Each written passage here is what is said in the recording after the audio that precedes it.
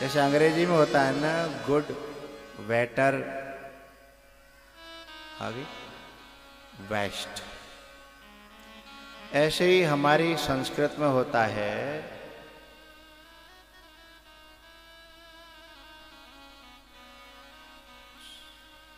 सुंदर, सुंदरतर और सुंदरतम।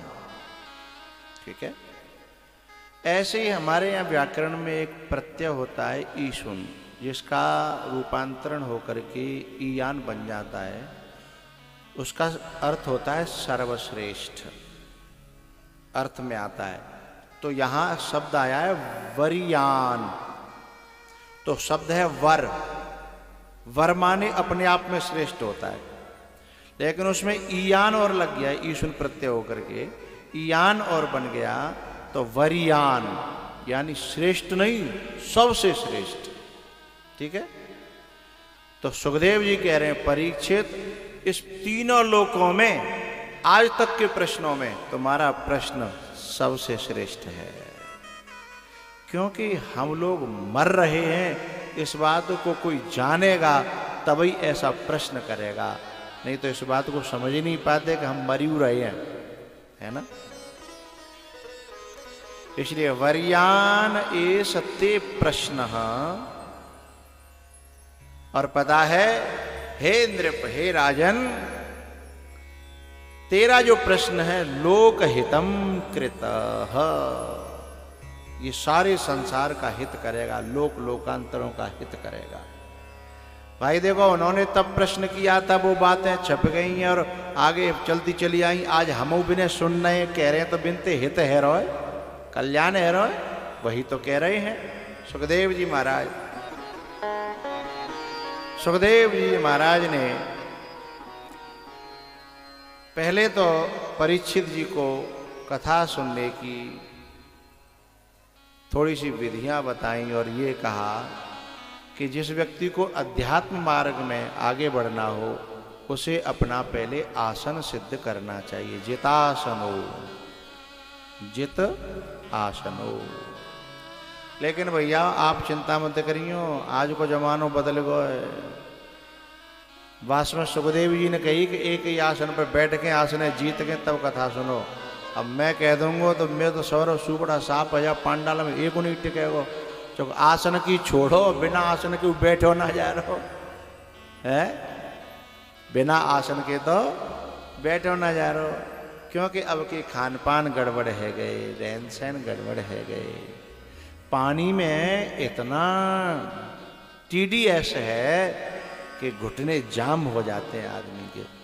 अरे हाँ, एक बात आपको बताऊं, मेरे कुछ जो भक्त हैं वे ये आरओ का काम करते हैं,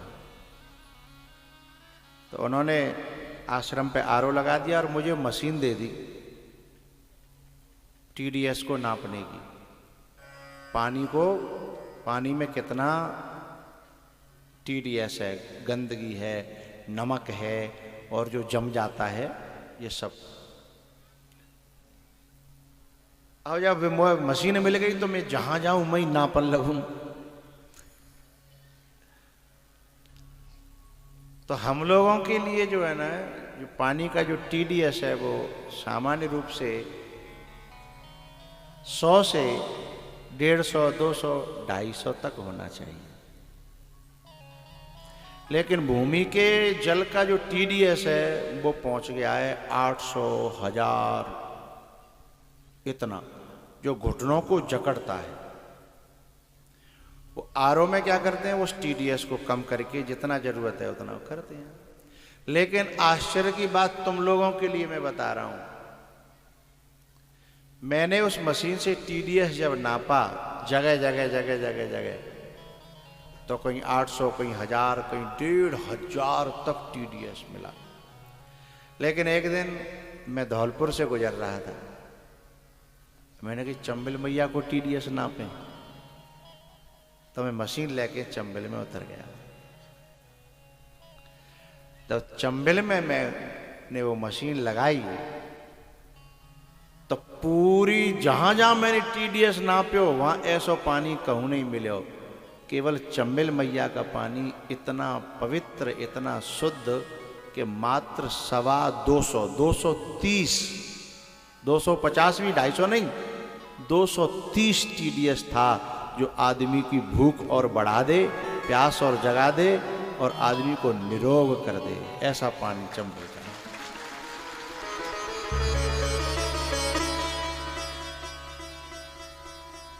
काऊ आरओ की जरूरत नहीं, काऊ मशीन की जरूरत नहीं, चंबल का सीधा पानी।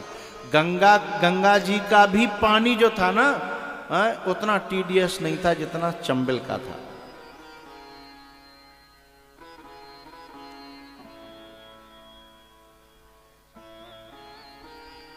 तो मैं तो इसीलिए आप लोगों से नहीं कहता हूं कि अब शरीर ऐसे नहीं रहे। आप तो जैसे बैठो जा, पालती मार के बैठो, पांव फैला के बैठो, घोंटू औंधे करके बैठो, हैं, कहूँ जगह मिल जाए तो कमर लगा के बैठो, हैं, चाहे जैसे बैठो। बस मैं तो प्रार्थना जे कैसू तुम्हारे कानन में है कि जो मंत्र और दवाई भीतर चली जाए, है ना, भीतर चली जाए, वो काम करेगी। और बैठो नहीं जाए तो कोई ऐसा आदमी हो, बैठो नहीं जाए तो नीचे नहीं बैठो जा तो कुर्सी डाल लो, और नहीं बैठो जा तो खाट डाल लो, सो कोई दिक्कत ना। पर कम से कम तुम आ जाओ, जाते दवाई अलार्म भर जागो तो कौन दिन जगोगे तो सही, फिर अपने आप काम है जाओ, है ना। सुखदेव जी ने उस समय कहा था, जितासनो जितसंगो जितेंद्रियो,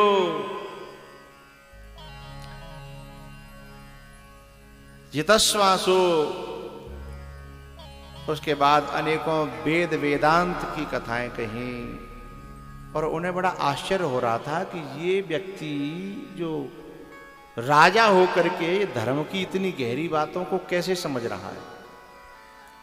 तब उन्हें ध्यान आया कि ओहो हो, ये इसलिए समझ रहा है कि इसके खानदान में पहले से ही ऐसे सत्संग होते चले आए हैं।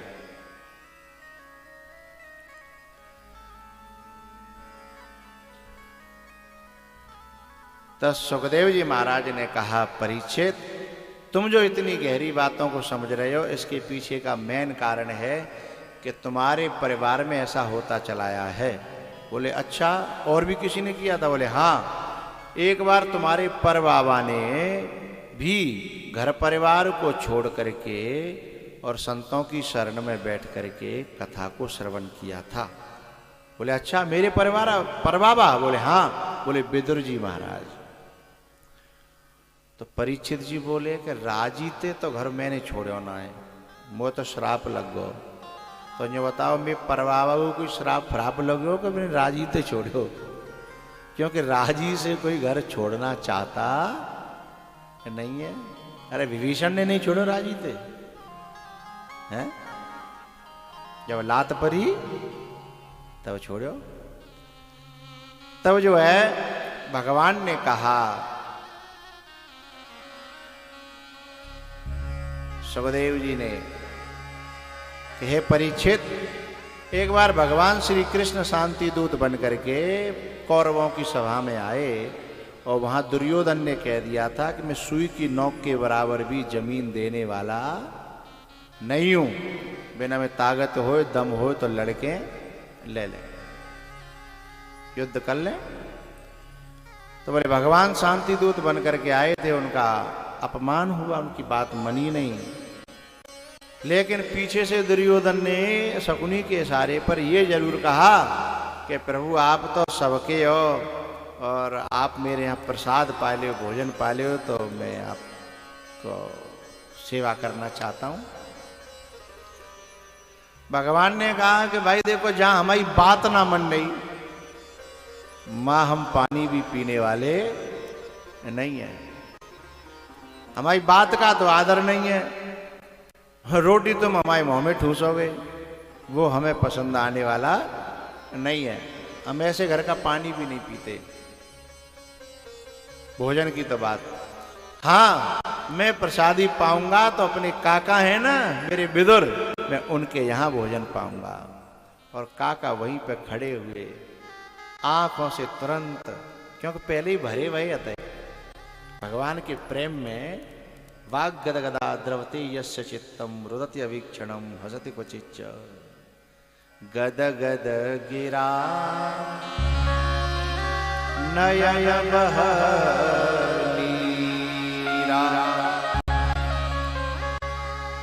मम गुण गावत पुलक शरीरा गद गद गिरा।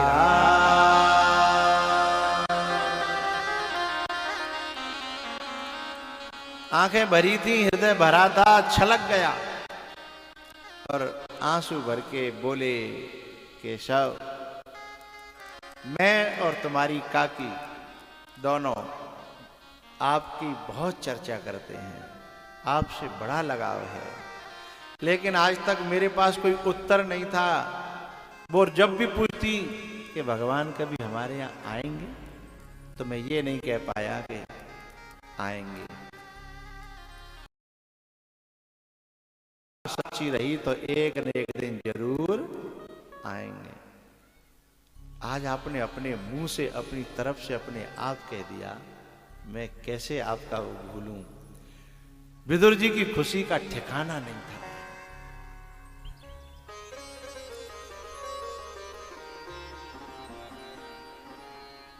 भगवान ने कहा, काका चलो। अब विदुर जी तो थोड़े से पीछे रह गए और भगवान पहले ही पहुंच गए। किवाड़ खटखटा करके बोले, काकी, ओ काकी। अब काकी स्नान कर रही थी, अभी पानी डाल रही है, तो अब क्या करें, आगे कुआ पीछे खाई, दोनों तरफ से आफत आई। नहावे तो देर लग रही है और न नहावे तो अधनवे कैसे जाएं। फिर माने निर्णय करो, जो नावो धोबो, जो संसार के काम तो जीवन भर के हैं, भगवान आए हैं, सब छोड़ो। जे जैसे ही तैसे ही उठे धावे। चली, लेकिन बीच में ध्यान आया कि मैंने घर भी तो ठीक ठाक नहीं कर रखा है, नहीं तैयार कर लूं कछु। फिर आवाज आ गई भगवान की, काकी किवाड़ खुलेंगी कि हम लौट जाएं। तब काकी ने निर्णय करी, सब काम छोड़ो, चलेगो तो। सीधे गई, किवाड़ खोली और ठाकुर जी का दर्शन किया, जिसकी चर्चा वर्षों से, जिंदगी भर से सुनते चले आ रहे हों, उनके गुणानुवाद हैं, और उनके कभी संभावना न हो कि मेरे यहाँ आएंगे, और अचानक से वो दरवाजे पे आकर के सामने खड़ा हो जाए, तो क्या होगा, क्या होगा।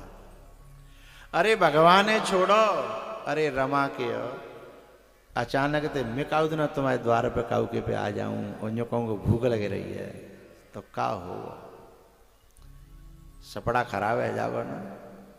अब क्या करें, है? वहां तो तीनों लोगों का नाथ जो है, और वो सामने आकर के दरवाजे पर काकी कह रहा है, काकी, ए काकी। और काकी शुरू से ही कथाएं सुन रही है उसकी। श्रुत्वा गुणान भुवन सुंदर श्रृणवतां ते निर्विश्य कर्ण विवरैर हरतोंग तापम। आई आकर के आंखें खुली और खुली की खुली रह गई। बहुत देर रह गई, तब भगवान बोले, काकी हम तो दरवाजो बंद तऊ बाहर ही खड़े और किवाड़ खुल गई, हम तऊ बाहर ही खड़े हैं, हमें तो न कोई भीतर ले जाए कह रहो और न कोई खुद ले जा रहो। तब होश आयो, अरे गलती है कि चलो आओ।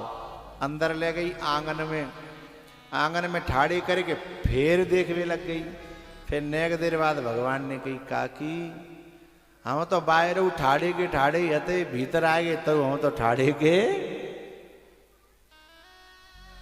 तब फिर होश आयो, अरे गलती है कि क्षमा करना, मैं अभी आई। अंदर गई और पीढ़ा ले आई।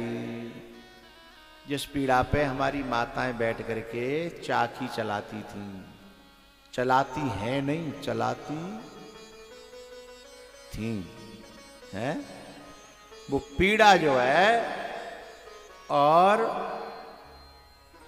भाव में आकर के, प्रेम में आकर के बावरी है के और कैसो बिछाए दो उल्टो, जेवरी नीचे और पाए ऊपर, है? हो सुनाए।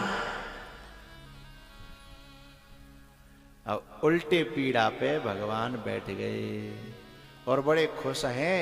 जो कह रहे काकी तू कितनी अच्छी है, तेने पीड़ा इतना बढ़िया तरह बिछायो, कम से कम कोनिया टेकवे के लिए पायो तो है गो, है?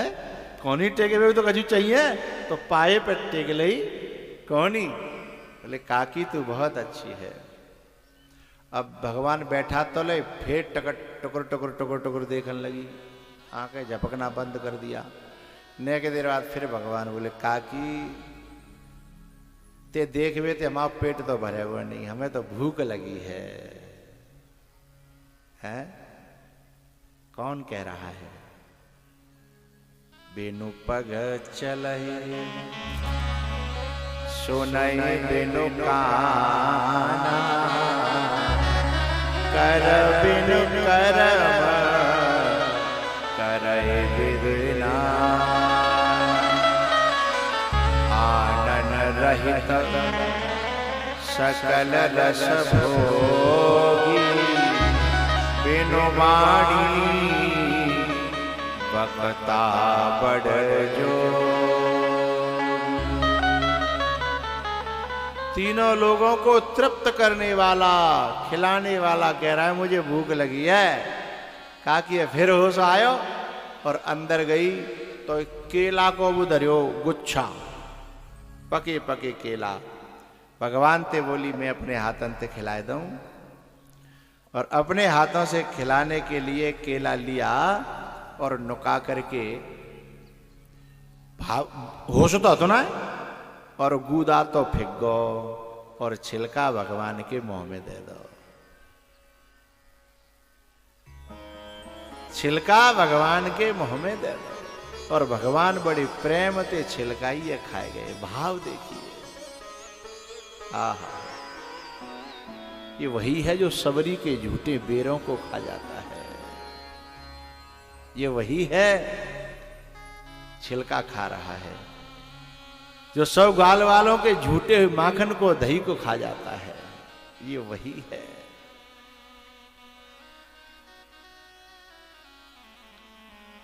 पता है जितने केलाते सबको गूदा फिगो और छिलका भगवान ने खवाती गई, पूरे छिलका खाए गए। पीछे थे एक दूसरे में डूब गए। पीछे थे विदुर जी आए और विदुर जी ने कंधा हिला करके विदुरानी का और बात की, ए पागल तो होश है, गीले कपड़न ते बैठी है। संसार के संबंधी तुम्हें देह की याद दिलाते हैं, परमात्मा और महात्मा तुम्हें देह से ऊपर उठाता है। ये दोनों में फर्क है। जो देह से ऊपर उठाए, संबंधों से ऊपर उठाए, इंद्रियों से ऊपर उठाए, हैं, वो सदगुरु है, वो महात्मा है, वो परमात्मा है। और जो संबंधों में ही उलझाए, देह में ही उलझाए, इंद्रियों में ही उलझाए, वो संबंधी है, हैं?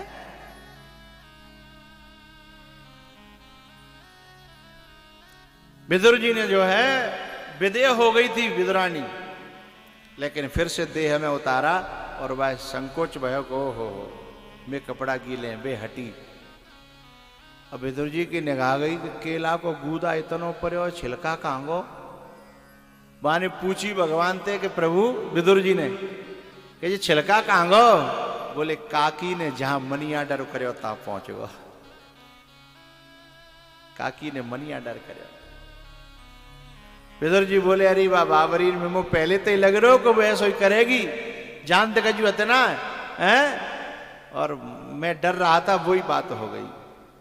तब विदुर जी महाराज कहते हैं भगवान क्षमा करना, विदुरानी के उस पागल है वो तो, बाकी बुद्धि ना। लेकिन वो विदुर जी क्या जाने कि जिनकी बुद्धि ना, जिन्होंने बुद्धि को पैक करके रख दिया है, जो हृदय प्रधान है, जो दिल प्रधान है, जो भाव प्रधान है, मैं तो उन्हीं के छिलके खाने वाला हूं, तुम जानते ही नहीं हो। मैं तो उन्हीं के बेर खाता हूं, मैं उन्हीं के चना चबा जाता हूं, सूखे सुदामा के हैं। मैं तो उसी नामदेव की बिना चिपड़ी रोटियों को लेके भाग जाता हूं। आप समझ रहे होंगे सब, मेरा आशा करता हूं। मैं बुद्धि वालों का नहीं हूं। यदि बुद्धि वालों का होता तो मुझे वकील ले जाते, डॉक्टर ले जाते, इंजीनियर ले जाते, फिर मैं इन गरीबों का कहां रहता। अरे विदुर जी, आप भूल गए मैं 56 भोग में ठोकर मार के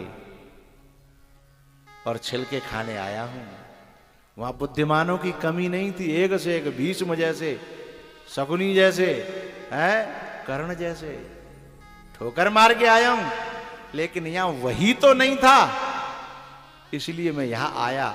तुम यहां भी बात ऐसी कर रहे हो।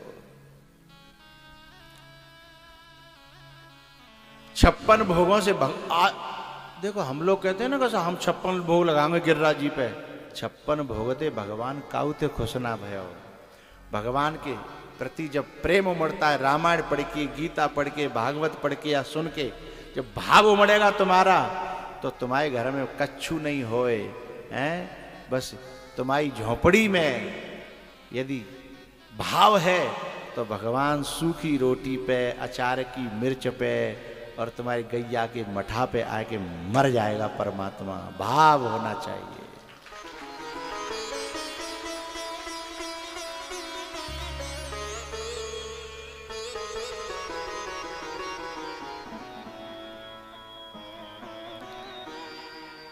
विदुर जी ने कहा कि बाबरी ने आपको छिलका खिला दिया, मुझे बड़ा दुख है।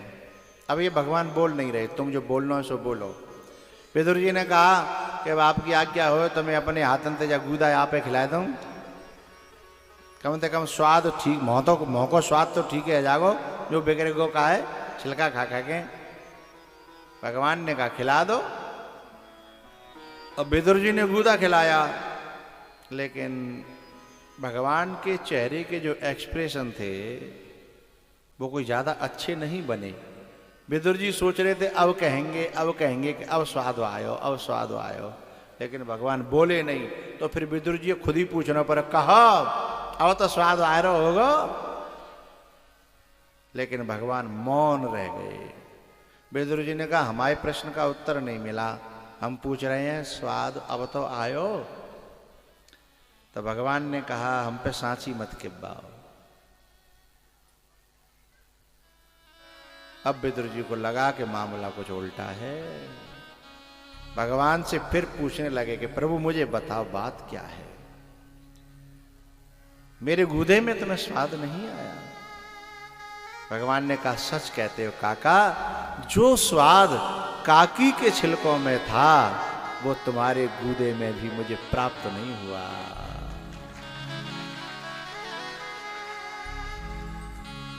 स्वाद छिलकों में था तेरे गूदे में ना, मैं तो विदुर रानी के छिलके तक खा गया।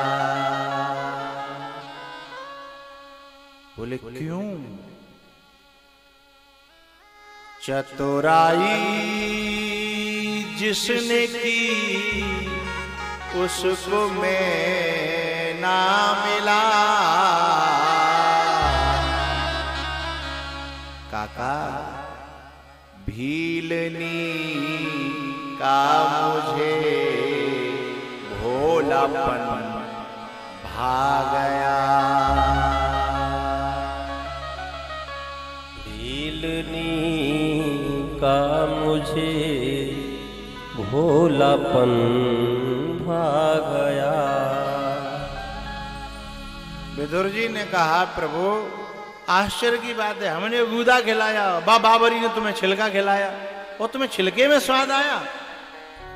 काका, बात गूदा की या छिलका की है ही नहीं। तो काय की बात है? बोले बात है भाव की।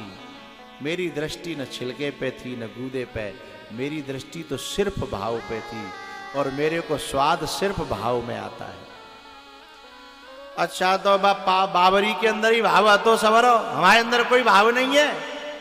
तो भगवान ने कहा, काका भाव तो तुम्हारे अंदर भी है, लेकिन तुम्हारे भाव में न चतुराई की मिलावट है, लेकिन काकी को जो भाव है वो एकदम प्योर है, शुद्ध है, वहां में कोई मिलावट नहीं है।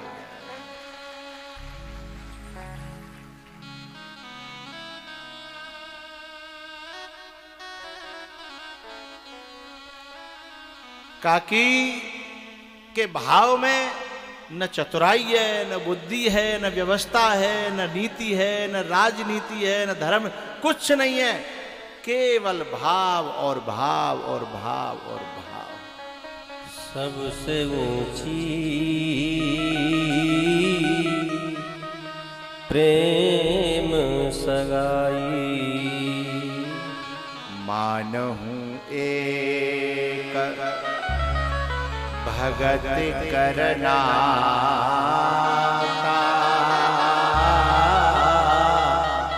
मानहूं एक। सबसे ऊंची प्रेम सगाई, सबसे ऊंची प्रेम सगाई।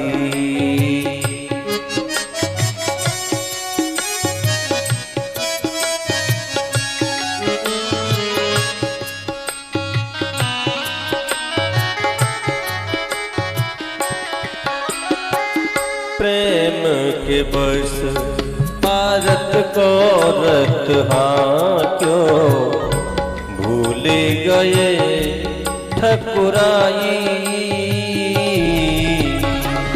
प्रेम के बस भारत को रत, हाँ क्यों भूल गए ठकुराई।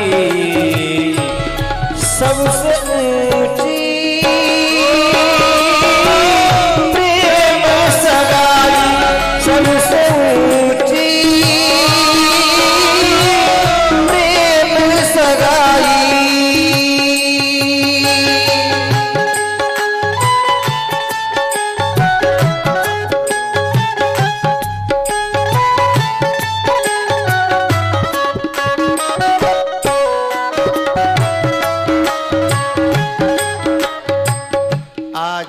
सामान्य से लोग हमारों ने काउते पांव छू जाए ना, हम तुरंत उससे कह दें क्षमा करना, अरे अरे गलती होगी, सॉरी, पांव छू जाए तो।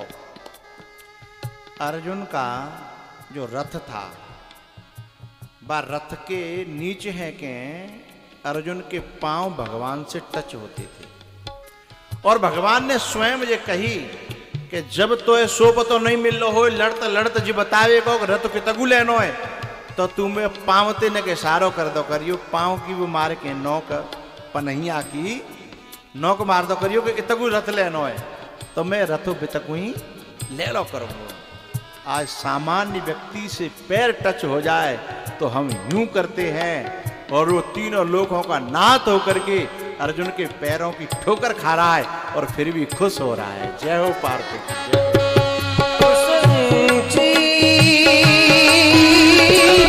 प्रेम सगाई, सबसे ऊंची प्रेम सगाई।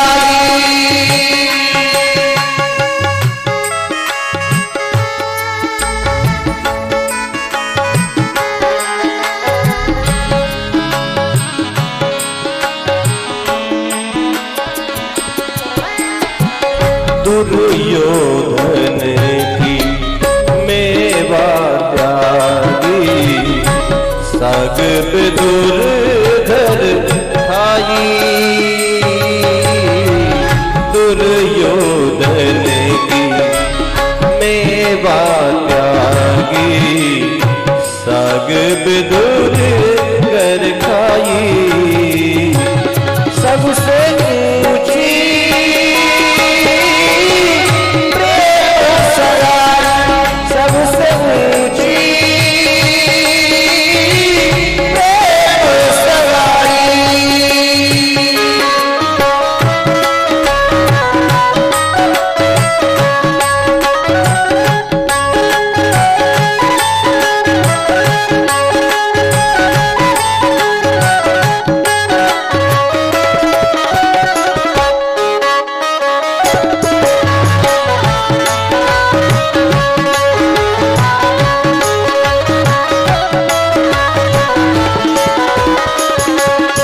सबसे ऊंची प्रेम सगाई सबसे ऊंची प्रेम सगाई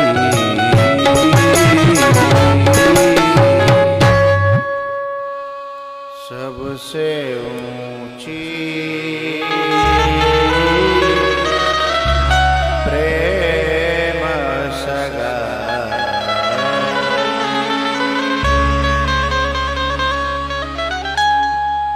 मानहु एक भगत करना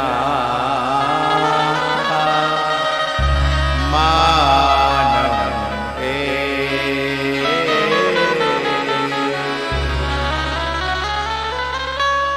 बोलो बाल कृष्ण भगवान की। भैया और रमा बारियो, आप इतने प्यार से सुन रहे हो, इतने भाव से सुन रहे हो, मन बड़ो प्रसन्न है, पर एक ही गड़बड़ी है तुम में। बताऊं कि रहने दो? गड़बड़ी ये है कि चाहे 4 बज जाए, चाहे 4:15 बज जाए, चाहे 4:30 बज जाए, पर कोई यूं ना कहे तो कब बहुत है। यही गड़बड़ी है। ठीक है, अब एक भजन और फिर आरती ठाड़े आ जाओ।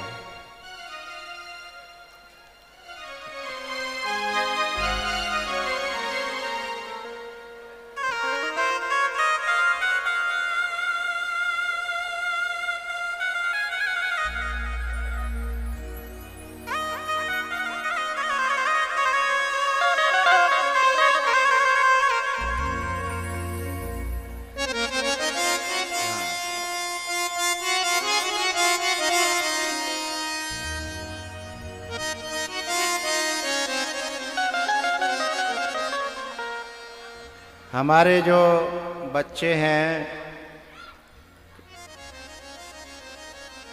इस क्षेत्र के सभी, उन सब का पसंदीदा गाना है तू डूब के मर जा रे चुल्लू भर पानी में। तो हम सोच रहे आज गा ही दें भाई, क्या रहने दें? हैं? भाव से नाचिएगा। है लगा दे आग पानी में जवानी उसको कहते हैं, लगा दे आग पानी में जवानी उसको कहते हैं, और लुटा दे मिटा दे बाप की दौलत, लुटा दे बाप की दौलत हरामी उसको कहते हैं।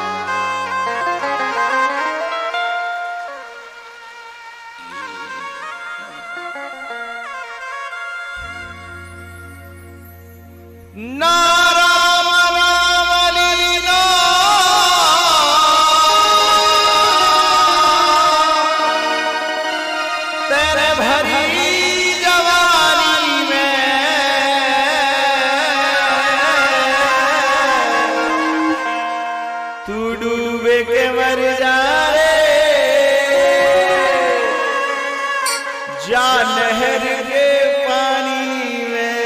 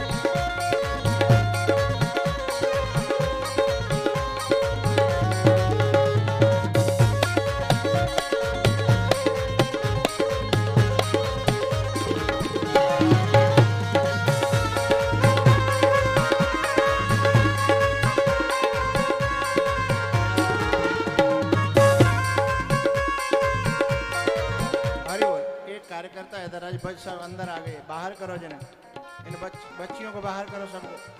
धीमे धीमे सब भीतर घुसाएंगे नहीं तो बाहर। और तुम उन्हें के पीछे जाओ, उन्हें के पीछे। हरि बोल।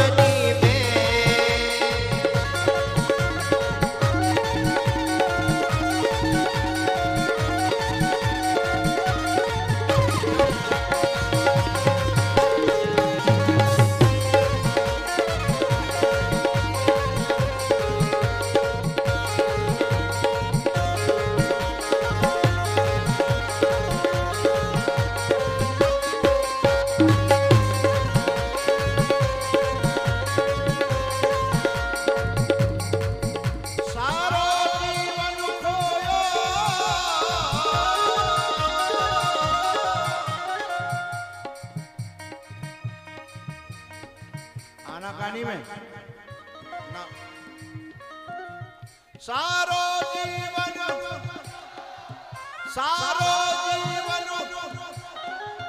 भैंसिन की सानी तू डूब के मर जा रे चुल्लू भर पानी में। हरि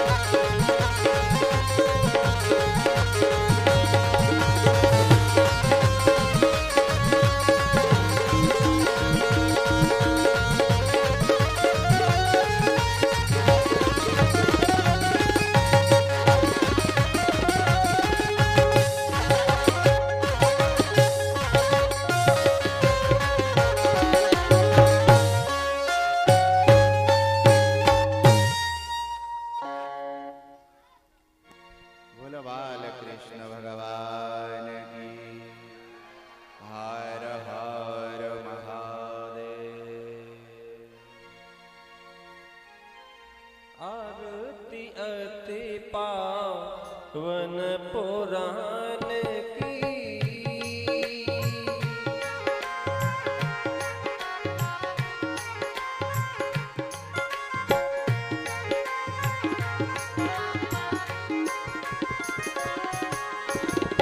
आरती अति पावन पुराण की धर्म भक्त भी ज्ञान खाने की महापुराण भागवत निर्मल सुख मुख विगलित निगम कल्प फल परमानंद सुधा रसमय कल लीला रति रस रस निधान की आरती अति पावन पुराण की कल मथन प्रताप निवारण जन्म मृत्युमय भव भय हारिण सेवक सतत सकल सुखकारी सुनो सदी हरि चरित गान की आरती अति पावन पुराण। एक प्रार्थना है मेरी आरती के बीच में। माताओं से बढ़िया बढ़िया कपड़ा पहन के आओ करो, खूब खूब बढ़िया तरह आओ, अच्छी तरह, कोई दिक्कत ना है। लेकिन दो काम करके मत आओ। एक तो चप्पल जूता नए मत पहन के आओ, पुराने पहन के आओ, चोरू नहीं ले जाए, ठीक है। और एक सोने चांदी की चीज मत पहन के आओ, हैं। सब जगह सब तरह के लोग होते हैं। और फिर यू काऊ की गिर जाए, काऊ पा जाए तो तुरंत बात देव यहाँ ला के देव, है ना। तो कथा में विघ्न करे बा चीजें मत करो, बा कामे मत करो। हाओ बोलो बोलो हाओ। विषय विलास विमोह विनाशिन विमल विराग विवेक विकासिन भगवत तत्व रहस्य प्रकाशिन परम ज्योति पर महात्म ज्ञान की आरती अति पावन पुराण की परमहंस बोले मन उल्लासित रसिक हृदय रस रास विलासित मुक्ति मुक्ति रत प्रेम सुदास कथा अकुंचन प्रिय सुजान की आरती अति पावन पुराण की धर्म भक्त विज्ञान खान की कर्पूर गौरम करुणावता संसार सारम भुजगे सदा वसंतम हृदयारि विष्णे भवं भवानी से तम नमः त्वमेव माता जगता त्वमेव त्वमेव बन्धु जगता त्वमेव त्वमेव विद्या त्रिगुणं त्वमेव त्वमेव